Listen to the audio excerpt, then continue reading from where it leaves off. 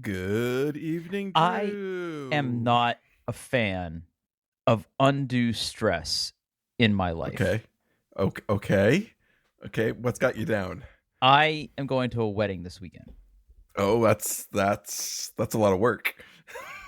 I'm not in the wedding. Obviously, but Okay. still, you gotta get a gift and dress up and Let's go talk somewhere. let's talk about the second thing you just said. Okay, getting dressed up. Paul, what are we known for on this podcast? Recklessly spending money. Yeah, but what are we not known for? Our fashion sense. Smart fashion sense. Yeah. I've gone through great lengths over the past few years to attempt to dress better. Okay. I legitimately have. I do the Stitch Fix thing. I have gotten my sport coats and pants taken in and sized appropriate to me. I've actually visited a tailor and had this stuff done. Whoa. Yeah. It matters. It matters. You should, Okay. if you're going somewhere, making a good impression is important. It's one thing if I'm going out with my friends. Yeah, I throw on a t-shirt and a pair of jeans. Nobody gives a shit. But if I'm going out to dinner on Saturday night, or I'm going to visit a customer, or going to do a thing, I really truly believe that dressing well matters. Okay. And it is my unending nightmare that I will show up somewhere and be horribly overdressed or horribly underdressed. Yeah, okay. Now, this will be the second wedding that I have gone to in the past 2 months. We had a wedding in the winter time, and wedding season, summer wedding season, we're going to be hitting that peak here. And I've got some friends that are getting married this summer. This will be the first wedding on my docket. I think there is potentially 2 more. I'm not really sure if I'm invited to one of them yet, which is a whole nother story. But Okay. again, I don't want to show up somewhere and not be dressed appropriately. Now, most wedding invitations will tell you formal, semi-formal, casual. So the wedding we went to over the winter was semi-formal.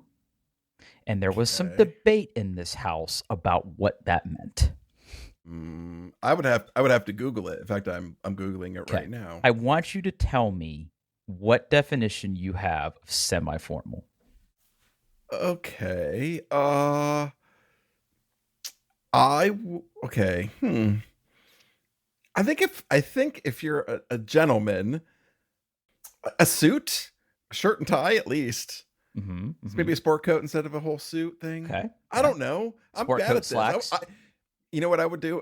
I would wear whatever my wife told me to wear. Okay. Ta-da! That is a perfectly acceptable answer. Now, we made it through this particular occasion. I think that we were dressed appropriately. There were definitely people who were not dressed appropriately. We were not one of those people. But this pendulum can swing in the other direction. And I've been a part of this where I have interpreted something to mean, let's dress up, and then show it up and be the person that has been overdressed. Now. Yeah. Okay. Of course, I think I'd rather be overdressed than underdressed. Me personally. I think because because you can always take your coat off. You can always take your tie off. As a guy, you have some options, right? You can kind of, you can start slumming it a little bit more, But if you're underdressed, you're just fucked. Right. Now, the wedding I'm going to this weekend is a barn wedding. A barn wedding. It's a barn wedding, meaning so it's it will wedding be in a barn. It will be out of doors. It will be in the country. Okay. And there was no indication on the invitation about what the expectation for the event is. Oh no! Okay. No! Okay. So pause. Hit the pause button. No! Here. Hit the pause button. Hit the pause button. Uh-huh. If you were unsure, how would you find out? Because I know what I did, and I'm not sure what I did was right. So tell me what you would do. I would probably ask. I mean, obviously, if you're being Ask who? invited, Ask the the who? the bride and or the groom, Okay. or someone in the wedding party, if you know that. Okay. But like, at least so either the bride or the groom. Otherwise, you wouldn't have been invited, unless you're Mhm. like extended family and they're just inviting you to like check the Nope. I boxes. know both of these people. I've known Okay, them for a okay, number of years. okay. Then I would set them a task. Hey, what's the dress code? Okay. Okay. The answer that I received Mm-hmm. was tuxedos are way too much. Agree. Okay. But no cargo pants, please. Smart casual, comma, lots of flowers. What No does that mean? cargo. No cargo pants, please. Uh-huh. Okay. Smart casual, comma, lots of flowers. Sm- I have no idea, Drew. So welcome to my nightmare. Do you like wear a suit and like throw a pair of overalls in the car just in case? I don't. Oh So I don't think shorts will be okay. no. Even I have what I consider to be dressier shorts, by the way. Okay. So here's what I'm thinking. Uh-huh. So the weather, actually, I haven't checked it in a couple hours. Let's see if it has changed. So this particular wedding will be in Louisville, Kentucky. Oh, okay. Yeah, Louisville, Kentucky. So the weather forecast for this weekend in Louisville, Kentucky on Saturday is going to be, come on, webpage, 73 degrees and rainy. Oh no. Okay, so a little bit cooler. Oh no. A little bit on no. the cooler side. Okay. So here's what I'm thinking. Mm-hmm. I'm thinking dark jeans. Dark jeans. Dark dress jeans. shirt. Button down long sleeve dress shirt. Belt, no tie, sport coat, dress shoes. I think that is a perfectly reasonable. And these are not decision. blue jeans. These are like a gray colored jean with a blue sport coat, blue shoes. Not sure the color of the belt yet. Okay. I think I'm 50-50 on a tie.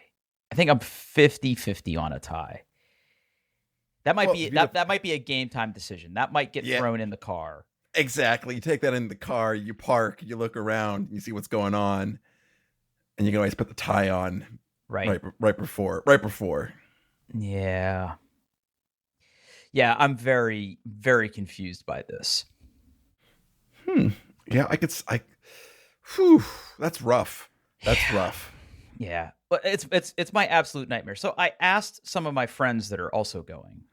Okay. And we're all sort of like split on what this is going to be. I don't know if we have a good consensus between us. I think one of my friends is wearing a polo shirt. I don't know about that. I don't know how to tell them that's not a good idea. I just feel like if you're over the age of 25, you should own a sport coat.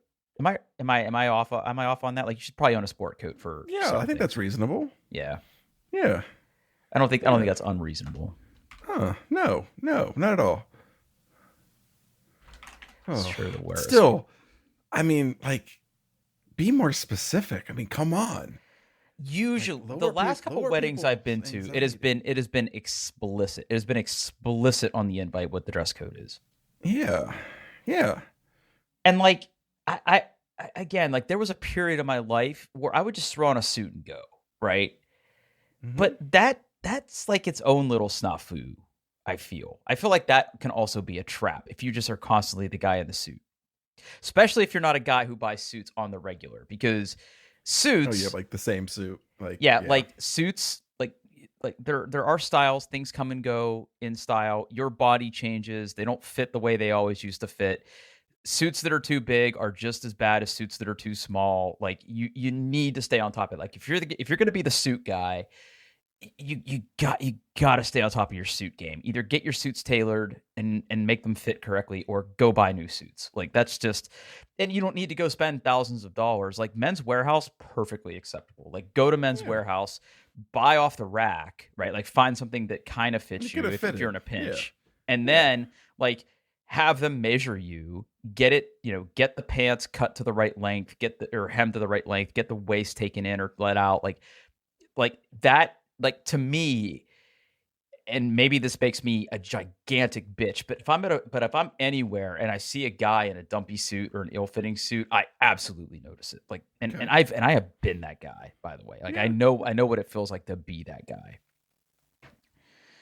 So that's what I have going on this weekend. How are you? I'm good. I'm good. I don't have anything nearly as stressful going on this weekend. Okay, So what do you have going on this weekend? nothing. Nothing. Yeah, things are probably Uh, pretty calm for you now after your big excitement. yeah, and like we had a lot of stuff over Memorial Day. Well, one thing, there was some band stuff. Hmm. Uh, Which band is this? the high school marching band. Yeah. They do on Memorial Day they play at a few funerals around the community. And there's like someone speaks and they commemorate all the veterans, and then they play like Star Spangled Banner and America the Beautiful, and then a couple of the trumpet players play taps at the end. That's kind of the close of the ceremony. Hmm. Zachary was the lead trumpet for that, so that was pretty Nice. exciting to see him do that. So uh Okay. but yeah, this weekend there's nothing. Like school's over, school's done, no more school. Mm-hmm. uh yeah, I need to mow my lawn, and I'm probably gonna play lots of Diablo 4, Drew. Yeah, can we talk about Diablo 4 for a little bit? How tell Daddy where it hurts. So I reinstalled Diablo 4 after Okay. our last Mhm. podcast. It was on my list Mhm. to do, and I wanted to hop back Mhm. into it. Okay. And I'm still in the campaign. I think I just Mhm. finally finished Act 1. Oh, okay. I guess. I don't really know how to start Act 2. So I've just been running around doing side quests. It'll just start there. There should be like a main story that pops up. Okay. If not, I don't know what you did wrong. Yeah, I don't know either. Like the whole quest thing, how to effectively navigate the map, because I still don't have a mount. Oh, yeah. Okay. That's tough. Like, when do I get that?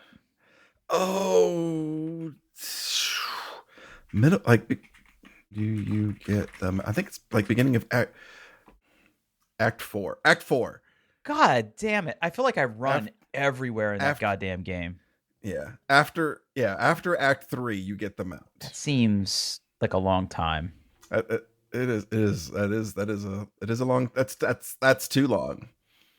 Yeah. So it became very apparent to me once I reinstalled the game and Mhm. fired back up my barbarian character that yes, I feel like the loot is vastly simplified now. I feel like Yes. nothing. It has like no more than 2 stats. It's very clear.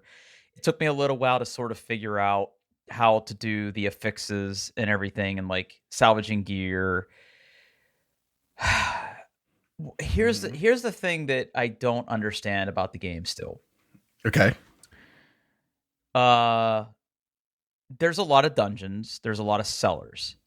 Mm-hmm. Other than the loot involved, what is there any reason to do those? Where you're at almost none. The way things have changed. Okay. It used to be that the if you wanted a reusable aspect, right? Which aspects, for those who don't play, are basically it's a power that you can apply to equipment yourself, right? Like you get this power, it does something. I want to put it on this axe, boom, you're done. Previously, like either the only aspects that were reusable are the ones you got from the dungeons. Otherwise, you had to salvage a piece of equipment that had the aspect. You use it once, it's gone. Now basically that's changed. Things you salvage, aspects you salvage from weapons, you can use as much as you want. there's very little reason to do dungeons. There are a few powers that are only available from dungeons, but like if you're not running into those, then don't worry about it. When you hit World Tier 3 and the and you get to level 50 and you unlock the Paragon system, you'll want to run Nightmare dungeons, which are harder versions of the same dungeons, because that's the only way that you can. I'm going to say a lot of words. I'm just going to. When you get to the Paragon stuff, you unlock glyphs. Glyphs are things you can plug in, and you can level those glyphs up in Nightmare dungeons. So it's good to run those so you can level up your Paragon glyphs and get those where you need to be. Otherwise, no. Because I feel no. I feel unless like there's a whisper. So you probably don't even have whispers because you're doing the campaign. So I found chests that said I need whisper keys. I didn't know what that meant. Okay, you can get that. So okay, yeah, all right. So do you see how confused I am? Like, dude, there is so much to it, Drew. I'm learning. Oh, okay. So I'm gonna offer this. I'm gonna offer this to you, if you would like. If you have some time this weekend and you're like, damn it, I want to kill some demons, hit me up. I can join your game.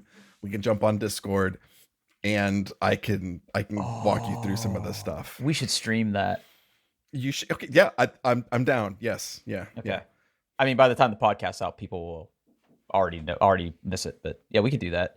Yeah. So okay, all right. Mm-hmm. So here's what I'm experiencing right now in Diablo 4, and here's the thing that I feel like I'm doing something wrong. So okay, I had the main quest for Act 1, but it was like completely on the other side of the map, and I'm like, I guess I could run all the way over there. But as I'm running across stuff, what it took me a little while to realize was there were a lot of fast travel nodes that I didn't unlock. Yes. Because in previous Diablos, all you had to do was walk near it and you unlocked it. But not in Diablo 4. You have to stand on it and activate it. Yeah. Found that out way too fucking late. So like I made it a purpose the other night to basically run to all the places that I had previously been, wishing I had a mount to ride, and then unlocking all of the fast travel nodes. But again, like I'll be running from place to place. I see a blue exclamation mark for a side quest. And like sometimes that'll send me into a dungeon. Sometimes that'll send me somewhere else on the map. I run back, I'll do the fast travel thing. Then I got to like run back to like where I was on my way to before. It just felt like a really inefficient use of my time, because you get to an end of a dungeon and you either have to like teleport out of the dungeon, which I don't know if you're supposed to do or not, by clicking on the entrance of the dungeon, or if you're supposed to run all the way back out. I always teleport to where I need to go, but I have all the fast travel point. Well, that's not true. In the seasonal realm, I actually don't. But yeah. Are you playing in the seasonal realm or the eternal realm? I don't have a choice. I'm in the eternal realm. Okay. Because I'm using an existing character. Okay. I guess you have to roll a new character to play on the seasonal realm, right? Yes. Yeah. Okay. So that's like, I feel like I'm not playing the game efficiently, which is annoying, but that's a me problem. The other thing is, like, with games like this, I never know what a good build is. So if you're just playing, if your goal is to get through the campaign, don't worry about it. Well, so I've been reading websites. Okay. Mm-hmm. And they're very opinionated. Mm-hmm. Yeah. I am seeing. So here, I'm glad you brought that up, because like there are. What I'm finding is that there are websites that have like, if you're leveling a barbarian, use this build, or here's a group of builds you can choose from, and that tells you like, at these levels, spend these points to make your character better.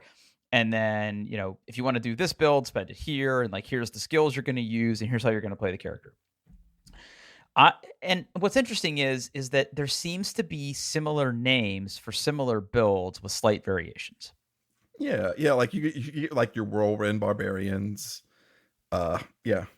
So like the one website that I'm following, which is, I think lays it out the cleanest is like I'm playing a Bash Barbarian, Okay. and it has me using charge, it has me using some war Okay. cries and rallying cries and things like that.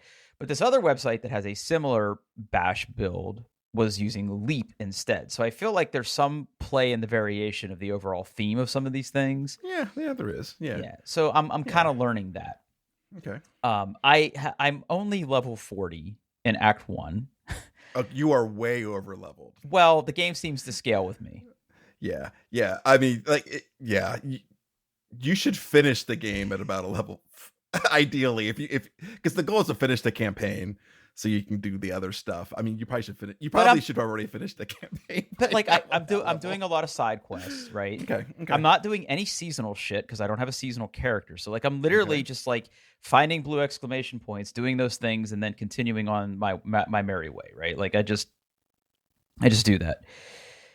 And I'm playing in World Tier 2, and I feel like I'm getting a shitload of experience, a shitload of money. Yeah. Yeah. I keep reading about these Paragon board things, but I feel like that's a whole other can of worms that I'm not going to understand. That's level 50, which well, you're close to it now. Wow. Yeah. Yeah, the Paragon is not explained well and extremely overwhelming. You say. I mean, it's bad. But am I reading this right? That you obviously get so many skill points for playing the game, completing the campaign, getting your reputation up in certain regions. I think there's like 58 skill points you can distribute in your skill tree. Yes. But then you get to Paragon, and now you have another series of points, like up to 200 points that you put. You get 4 per level. Yep. Okay. And every quarter level. You sort of like work your way through these different things. You mentioned glyphs and all this other shit. Yeah. So you start with a default Paragon board, and the Paragon has got basically a bunch of like little nodes you can unlock, and you have to you can only unlock nodes that it has to connect, right? Horizontally or vertically. And there are nodes, all the nodes give you something. There are like magic nodes, which are a little bit more powerful. There's legendary nodes, which gives you even more power. And then there's nodes where you can put a glyph, which are those things I talked about, which you'll find those in nightmare dungeons. So like they don't make your build, but they can focus your build, right? You're like, I really wish my build had more health or more resource generation. Or I really want to be good. Like I'm the sorceress I'm playing in the seasonal realm it's totally inoptimal. All the websites basically say don't play my build, but I said fuck it, I'm doing it anyway. I'm a crackling energy sorcerer build. So a lot of my stuff's around like lightning damage and not dying. And I can focus on that in the Paragon boards. Yeah. Interesting. And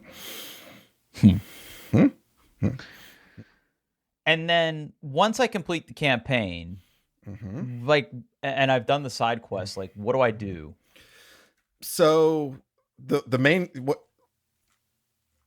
your first primary goal, especially at the level you're going to be coming out as at the end of the campaign, is there's a capstone dungeon you have to do that unlocks World Tier 3.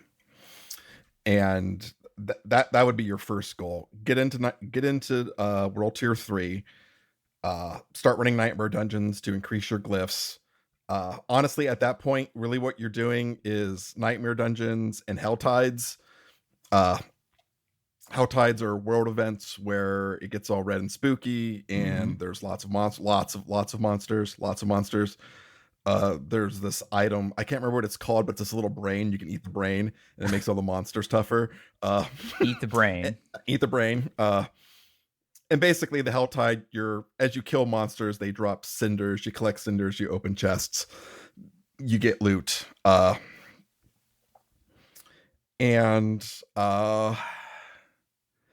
Then there's you do that until that's really it. There's also like Legion events and world bosses. You can do some of that stuff, but like if there's a hell tide going on, I usually run one of those. I'm trying to get my last glyph updated, so I'm running Nightmare Dungeons. I just unlocked the pit, which is about. Have you done like tempering with the Tempering? Yes, I think I have. Okay. So there's masterworking after tempering. So you have to run a level 46 nightmare dungeon, which has like a level 100 monsters in it, and that unlocks the pit. Well, that makes sense. That gets you material to increase your weapons even further. So, yeah. That's. So what I'm trying to do right now is I've got 2 more seasonal rewards to earn, and I'm at level 91. So I have never gotten a character to a level 100 yet. I've always petered out around like 75, 80. So I'm getting this character all the way to 100. And do then you I'll buy the battle pass? I do. Yeah. Okay. I want all the stuff. Yeah. Yeah. My last question to you is: I constantly find myself with a full inventory. Should I sell shit or salvage it? I always salvage it. You don't get a whole lot of. There are easier ways to make money, and the point where you need money, but you really won't need money until you're like trying to do like re-rolling and trying to really harness your gear. But even then, right now I have like 40 million gold or some shit. Jesus Christ! So. What do you spend it on? Just like the tempering and shit. The tempering, masterworking is expensive. Like re-rolling affixes can be expensive.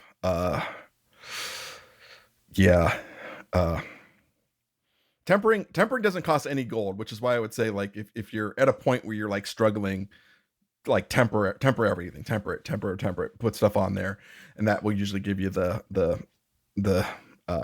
little boost you need to kind of get over the hump. But yeah.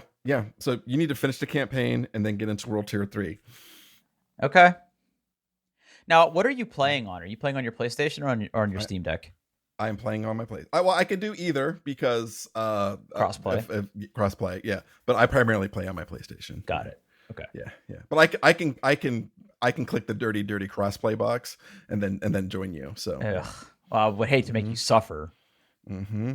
And Discord works on the PlayStation 5 now, so like I'm good to go. Oh, really? So it's got like native. Well, no, Drew. You have to first join the voice chat from your phone. Okay, so it's the same way on Xbox. I have friends that I play Destiny with to play on Xbox, and it's a constant shit show to get them into Discord. Yeah. Well, yeah, that'll be me too. So don't. Yeah. Well, I feel like you'll figure it out better. I'll figure it out. Yeah. All right, enough video game shit for the time being. So you got a new iPad. I sure did, Drew. Okay, so remind everybody what you bought. I bought the 13-inch iPad Pro with cellular and with cellular storage with cellular. Huh. Yeah. This is the second iPad I've had with cellular, and I'm never going back. Never, ever. So there has been a lot of gnashing of teeth on podcasts that you and I listen to about Apple's reluctance to put cellular in certain products versus their acceptance to put the acceptance to put cellular in something like the iPad. Yeah. My question to every single person who thinks they need cellular in a goddamn iPad or laptop is, do you not know how to tether? It's not as good, Drew. Why isn't it as good? It's over Wi-Fi. I'm using 2 batteries, and it will, especially if it's idle, it will drop. If you lose connectivity for any reason, you have to reconnect. It's just not as good. It's not as good. I have never been in a situation where I wasn't able to tether to get something done. Yeah, in a pinch, you absolutely can, but I like not having to do it. Where are you with your iPad or computer that like you don't have access to Wi-Fi and that you need the speed of cellular? Oh, I'm not trying to get up your yum. I just don't understand this like compulsion. I've fixed production issues on my iPad sitting in the parking lot while I was waiting for my daughter to finish her horn lesson on my iPad. So yeah. But in that situation, could you not have tethered? I could have, yeah, You but I could didn't have to. have. You I could could have. have. Yeah. I just feel like it's the more cost-effective option. I like the convenience of not having to worry about like what the battery level is on my phone. Honestly, I get better reception with my iPad than I do on my phone because the antenna's bigger. So I usually get like an extra bar in places, which especially But is important in places like Asheville where I don't get the strongest reception. but help me understand something, right? Because Mhm. again, like the Mhm. thing that I can't reconcile in my head is you're effectively paying for a data plan Mhm. that you are being charged for per month. Mhm. Mhm. It's not consumption based, right? No, it's just another It's like another $20. fee Yeah. that Yeah. you might take advantage of how many times a month? I for me it's at least once. Well, during school it was at least once a week. Once a So it like, four times a month. but usually more than that. Yeah, yeah, So yeah. four Came times a out. month Mm-hmm. to pay all that Drew, money. Drew, it's not for everybody, Drew, but it's for me. It's for I me. I I I'm I could I not agree more with that statement, but it's just like, I'm not I agree with like all the people are saying that tethering is not as good because it's not as good. I've had issues with tethering. okay. Uh so yeah. I'm again not trying to yuck a Mhm. yum. It's just like Mhm. if I was the kind of person who was on the road constantly, because I mean, I have definitely been places where the Wi-Fi is worse than being on cellular. Yeah, I'm looking at yeah. you, Port Columbus Airport. I'm looking at you, Dallas Fort Worth. I'm looking at you. Like there are definite places where I like forcibly will go off of like hotel Wi-Fi. Sometimes I'm just like, fuck this. I'm Yeah. gonna pay like I'm gonna get throttled on AT&T because I'm just gonna watch YouTube for the next 4 hours at night Yeah. on cellular because the hotel Wi-Fi is terrible. But that just seems like a lot of money for that. Yeah. And you're I already pay. I mean, we already yeah, pay way more yeah. than I feel like we should be paying for like cell phones. Yeah, yeah. But I just like having the option, like, I'll throw it in the keyboard case, throw it in a bag, throw it in the back of the car if I'm going somewhere. If, something horrible happens at work or I just like having that safety net of knowing I can just break it out, fold it open, If there connect was the a if VPN and there go and go. if I mean, I know it's not as expensive as having a full blown line. You don't have to have a full Yeah. blown line for it, right? No, I don't have a full blown line Yeah. for it. I mean, it's not as expensive as adding a separate line to your cell phone Oh plan, no, but the no, cost no. isn't It's zero. much. Yeah, it's not zero. Yeah, yeah. But I wish there was like a consumption plan because I kind of feel the same way about this as how I feel about the Apple Watch with cellular. Because Which I don't do. because Yeah. I'm never not anywhere where I don't have my watch and my phone. Right? Yeah, Like I know people that run or bike just with their Apple Watch. And in those yeah. situations, I get it. Like buy the cellular, that way, something happens, you can call. But I'm not that person. I'm not biking or running anywhere, let alone without my phone. So If yeah. if the cell phone companies had a plan that was pure consumption based, because like you said, you're using it once a week, tops. If there was like a consumption based plan where you were charged per gigabyte, because you're probably not using a ton of data when you do it. I'm sure someone has like a pay as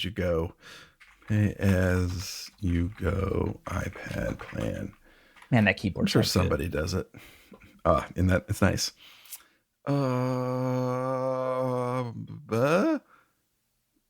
T-Mobile maybe? Ugh. Straight talk wireless. There's prepaid plans for Verizon. Yeah, I don't know. Yeah. Okay. All right. I'm sorry. I didn't mean to derail you. No, So you're fine. okay. You're So fine. wait. You're So you fine. got the iPad with cellular. Mm-hmm. It's the iPad Pro, right? iPad Pro 13-inch, the big. But I'm back to the big boy. Back to the big boy. OLED screen. The OLED screen. Did you get the special coating? Oh no.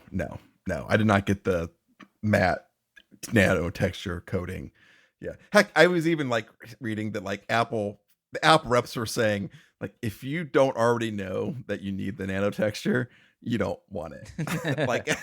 like it does make the colors a little less vibrant. Like, it's for people that are working outdoors or like in studios where there's bright lights and they need to not have glare. Like there's a very narrow niche. I'm saying niche. I'm sorry. No, it's pronounced quiche. Quiche, a very narrow quiche of people that need the nano texture, and I am not one of them. Also, that feels just like more trouble than I need to deal with. Uh, So but man, Drew, how is the that's screen? it's amazing. Is it? I've It's heard the it's screen is really good. it's really good. I mean, even like I'm not a dark mode guy. You can people give me shit for I that all the know. I time. fucking hate those people. We've got to have And I'm just dark like, mode and everything. Fuck off. you How know, about like you can healthcare? turn We need healthcare. We don't need dark mode. We need healthcare. to those people. I'm like, you can like lower the brightness on Right. things. Yeah. I, Sorry, I'm you're working in your fucking dark room and we're ruining your day. For me, I just believe dark mode UIs are harder to design than light mode UIs. Agree. And there is so many apps that don't do a good enough job that I don't even bother. But even like black text on a white background, like in the settings app, that black is just so fucking black, Drew. It's none more black. That's a reference. I really want to make that our title. Yeah, it's wonderful. I've watched some television shows, I've watched some movies on it, I've read comic books. It's just the screen is phenomenal. It's almost at the point where like if I'm gonna watch something, Drew, and I'm gonna watch it by myself, I'm at the point where I'd rather just watch it on my iPad than like on my real my real 65-inch nice television, because my television in my living room's not OLED. Mm-hmm. I'm spoiled. Yeah, no, I get it. Yeah. It sounds great. The keyboard is I got the comically expensive keyboard. What do they call it? I want to ask you about that. So which one did you get? Keyboards. Add the Magic Keyboard. Magic Keyboard for iPad Pro. Yeah. So it's okay. So let's dig into this, right? Because my understanding is that it doubles as a case. It does, and it has like the keyboard in it, and it also acts as like a little stand to hold the iPad up when the iPad is in it. So here is my number one question to you, because I am a greasy, disgusting human. Okay. One thing that I have found with my Mac is that if I type on its keyboard and I close the lid, I will see greasy little outlines of my keys on my screen. So you touch the screen enough that's happening? No, I don't notice it. No, the keyboard. Okay. Like on the keyboard? My keys get gross. I close the lid, and when I open the lid, I see little outlines of my filth in the shape of my keys on my screen. That's how gross I am. I don't have that problem, Drew. I don't see that. Look who's nice and clean. At least not yet. I'm looking at trying to look you for don't the see smudge. little outlines of squares on your laptop screen. Okay, well, I guess I'm just extra gross. Well, now you know why I poop with my shirt off. Oh. Anyway, my question to you is this, because I can't really tell from the pictures of the keyboard, like how recessed are those keys? Because I feel like I'm going to have the same problem. Well, you know what? They are maybe slightly recessed, so they would not touch. Okay. Hold on. Let me put the iPad back in here and close it. Let me pay close attention here. Okay. All right. Because I also got a Smart Folio. You got both. I got both. You can't use both at the same time. You can't use both at the same time. Okay, so it does. I'm so confused. I don't think the keys touch it. Okay. I think they're recessed just enough where they don't. Look at that precision engineering. Look at that. I can't see it. Yeah, I wish you could. Well, you can imagine. one day. It's real good. And how is it to type on that keyboard? It's great. It feels just like the keyboard on my MacBook Air. God, that makes me want one. God, that makes me want one. It's great. You know, it's nice. The trackpad is really nice. Tell me you got black though. I got white. I know it was a mistake. I've already had to rush over to the sink. We talk about this so much. We both talk about why it's such a big mistake. I bought a white coffee maker. You just bought another white keyboard. What is wrong with us? I know. It's just I bought the I did not buy the space black iPad. I bought the aluminum iPad. Okay. That's fine. I think I'm done with colors with Apple stuff. I'm just gonna go with the aluminum. Well, you don't get a choice with this one. It's one or the other, right? Yeah. So I'm like, well, I don't want a black keyboard with my not black iPad. So I bought the white one. It was probably a mistake. That's okay. Because so when I originally bought it, I just bought the iPad and the Magic Keyboard. And then as I'm sitting here, like, the Magic Keyboard is great, but the iPad is so thin, Drew. It's so thin. And I just kind of wanted to enjoy the thinness more often. Mm-hmm. So I bought the Smart Folio, which is just like a little cover thing that magnetically attaches and covers it. It acts like a stand. It doesn't add hardly any thickness at all. And I can enjoy my nice thin iPad while I read my comics. And enjoy it. And it's really good. It's really good. Okay. If you need an iPad, this is a good iPad to get. I do like the idea of it. And you did not do a pencil. I did not do a pencil. No. I bought a pencil originally, and I maybe used it like 3 times. So I'm like, no, I'm not. I've never tried one. I desperately want to try one. I've never tried one. You know, I work with people who they love to take notes at meetings with the pencil. I feel like I could type faster.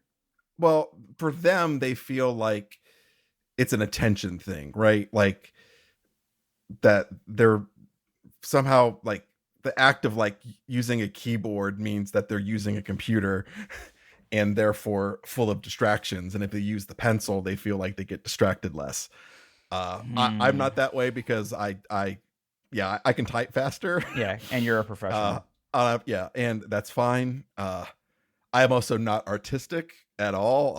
I suck at anything creative like that. So it would be a total waste for me. I would use it and go, ooh, look at things I can do, and then forget where it was one day and never try to find it again. So yeah. Mm-hmm. Okay. So you mentioned that this is a media consumption device. Yeah. What else are you using it for? You mentioned work. Yeah, like I do take my iPad with me just in case I like need to do something real quick. And, I can remote into connect to the VPN, remote into a server, and then do whatever we need to do and disconnect. I still edit the podcast on it. And I forgot about that. Yeah. Okay. Yeah, well, it's a business expense then. Yeah. Yeah. For all the money we make. Yeah, I mean, mostly I use it for, when you're dicking around. Like I like watching TikTok on it because of course I do. I browse Reddit on it, check email, like I started reaching for it more than I do for my phone for kind of that putzing around stuff that you do sometimes on a device. So yeah, it's good. I don't want to get into this because I want to figure all this stuff out, but I am working on, for some stupid reason, I got into my head, like, I wonder what it would be like to like use it for like web development. Interesting. So I'm once I figure this out and I decide whether I like it or not, I will bring this topic back up. But right now I've got Tailscale running on a Raspberry Pi and editors that connect to servers remotely, and I'm trying stuff, and I don't know how I feel yet. So yeah. Is there a terminal app for iPad? No. But by Apple? No. Are there other companies that do it? Yes, but like the terminal, like you can't have a terminal that runs on your device. Basically, you have to have an SSH client. That's right. That's what it is. Yeah. So you got Tailscale that you remote into to get to like a desktop. Nope. Not doing that. Think the remote editing built into Visual Studio Code. Okay. I see. So all the files and commands I'm running happen on another computer, but it looks like I'm running it locally. Hmm. I will once I decide whether I like this or not, I will have a big old topic about it. But Okay. All right. All yeah, right. Well, yeah. let's. Well, Mm-hmm. I'll stop you there. Mm-hmm. But Tailscale is real fucking cool. I've heard people use it. I mean, with the investment that I made in my technology here, I have like a real VPN. Okay. I Yeah. just feel like this is VNC all over again. Like, I don't know. It's more than VNC. It's yeah. Well, yeah. We'll talk about it later. We'll talk about it later. Yeah. Okay. Yeah. Yeah. All right. I'm gonna shift topics here on the fly. Okay. Anything else about your iPad? I don't want to cut you off. Nope. Oh, that's a different topic. Yeah. So we were in Half Price Books as we are frequently. Okay. And I'm always looking for new media to consume. Mm-hmm. And there was a series that I've always wanted to get into, and it's called The Newsroom. Are you familiar? I don't think I've ever heard of this. All right. So the whole premise of the show HBO. Is it was an HBO show. It was on from 2012 to 2014. Okay. And seasons. it stars Jeff Daniels, who is a news anchor. Okay. Now, I thought that this was all about the drama that sort of surrounds people, delivering the news to the public, but it's a lot more than that. Okay. Wikipedia calls it a political drama, and that's kind of true because they do tackle a lot of political themes on the show.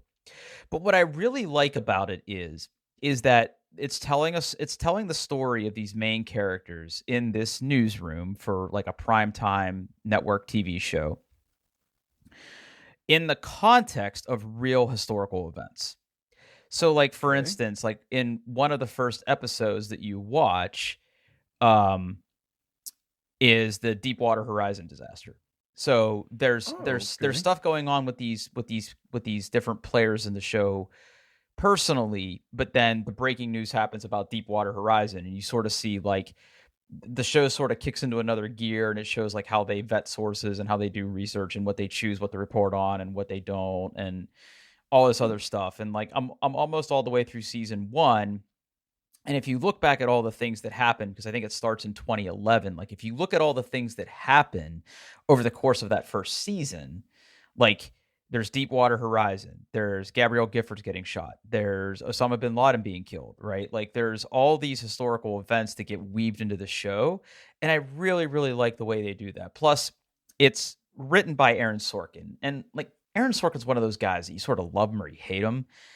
I really like his writing style. I really like stuff that he's produced because he did The West Wing, I think, and like The West Wing's really good except for that last season. I never watched it. I never watched it. That again, that's one of those things that's been on my list, like The Newsroom, that I haven't watched. Yeah. You can tell when Sorkin left The West Wing. Like you're like, wait, these are the same characters? What the fuck's going on? It gets real bad. But those first 5 seasons or whatever of The West Wing is real good. Yeah, I've heard that, and I will get around to that. But if you have the ability to watch this show, I highly suggest that you do. Now, again, I don't think there's anybody that listens to us that leans otherwise. But the show, even though the main character, who Will McAvoy, who is Jeff Daniels, he sort of he outs himself as a registered Republican, but he starts to take issues because that's like, this is all happening in the context of things like the Tea Party and all the other stupid Republican shit that happens, in the early 2010s, right? So like, it sort of turns him off to it, and he starts attacking those people, and that creates like a lot of drama for him personally and like his job and all this other stuff. So it's like, and again, they weave in these historical clips of things that are happening. Like there was one about Fukushima at the same time. Like, and then they also have like news clips of other reporters like Rush Limbaugh and like other news networks and stuff that are reporting on the same thing. And I think it's very, very well done. I'm very much enjoying it. Jeff Daniels is like the only actor that I recognize on the show other than Sam Waterston, who plays like the president of the news network. I mean, Olivia Munn is in it, but she's sort of like a side character, although she seems to be getting involved more as the seasons go on. Dev Patel's in it, and I don't know any of the other people that are in it. Terry Yeah, look Crews into it. makes a cameo, which I thought was really fun too, because I like him and everything he does. Uh, but no, Yeah. if you have the opportunity to watch this, you should. I'm really Okay. really enjoying it. Like I said, I'm almost through season one. I will be starting season two soon. There's only 3 seasons, so it's not a very long show. It's really, really, really, really good. What are you watching Uh, now? what am I watching now? That is an excellent question. Uh, I recently finished X-Men 97. Talk to me about that.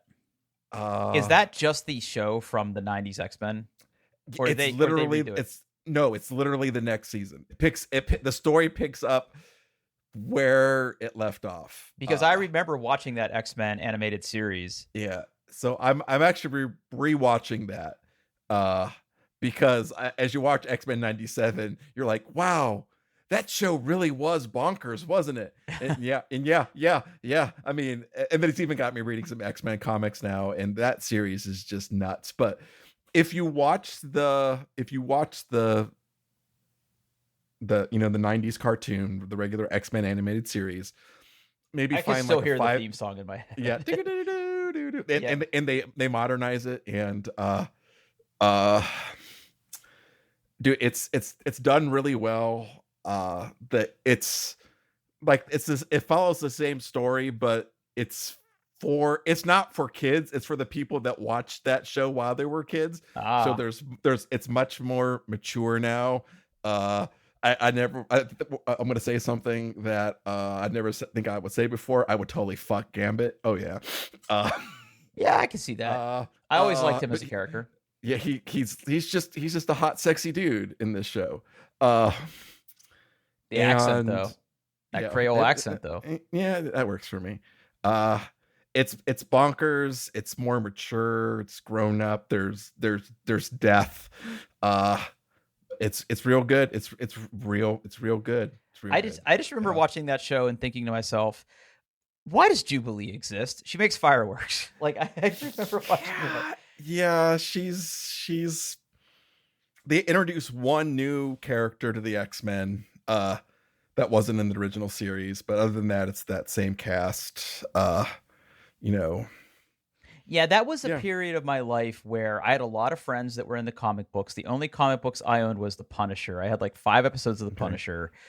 I just and like during that whole period of my life, like I was starting to get into X-Men and comics, and then Magic the Gathering happened and I just never looked back. Like I just stopped all comic related stuff. And then you got me yeah. back into it like 30 years later. So Hold on. This if you're okay, hold on. I gotta find it. I gotta find this post. okay. Uh, so after watching X-Men 97, nope, that's not the one I found. Somewhere. God damn it! I wish I saved the link to this. So I found this X-Men reading list off of Reddit. Okay. And I have been doing that. And of course, now that I do it, I can't find that same post. But basically, it's tied to Marvel Unlimited, which is a great service if you're so inclined.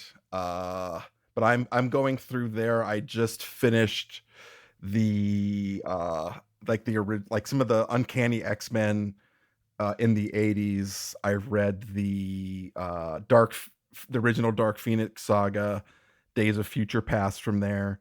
Now I'm reading starting a new it's like 40 episodes you recommend, 40 issues of the new X-Men by Grant Morrison.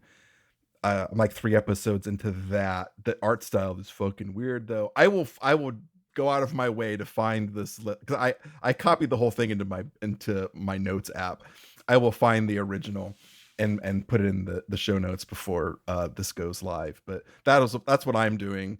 I got hooked in the X-Men. I'm rewatching the original series. I'm reading those comics, but uh, I need something. I need something a little bit more mature to watch, and I think that's going to be the Newsroom, Drew. So I may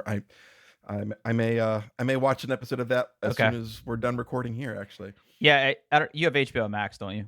I do. Yeah, I don't know if Or it's still on there or not. it's just Max now. It's Oh, just sorry, Max. you have Max. It might be on there, but if you need a copy that fell off the truck, let me know. Okay, hold on. Let me see. Where is? Yeah, it's on Max. Yeah. Okay. Yeah. Yeah, watch it.